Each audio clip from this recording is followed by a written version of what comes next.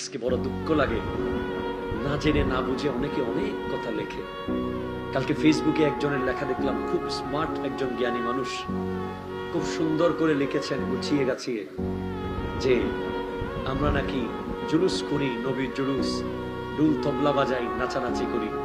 আচ্ছা, কেউ কি দেখেছেন জুলুসে ঢুল তবলা বাজতে? পৃথিবীর কেউ দেখাতে পারবে? এমন মিথ্যা অপবাদ দিচ্ছেন, অনেক দিন মিথ্যা অপবাদ আমাদেরকে দিয়েছেন, আমরা মুখ বুঝে শুধু সহ্য করেছি। আমাদেরকে শুধু শুধু মাজার পূজারি বলেছেন, ঠিক কিনা বলেন? আমাদেরকে শুধু শুধু ভণ্ড বলেন আপনারা, আমাদেরকে শুধু শুধু আপনারা বেদাতি বলেন।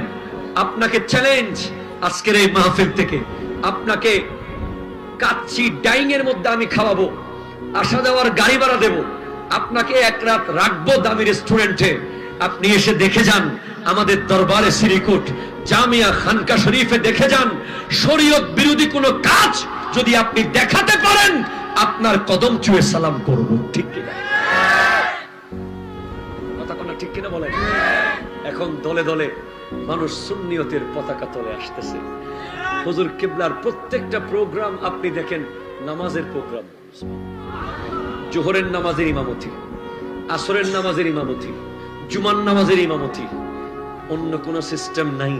আমি আগেও বলেছি, এখনো বলছি, ওনারা কলবের ট্রিটমেন্ট করতে এসেছেন।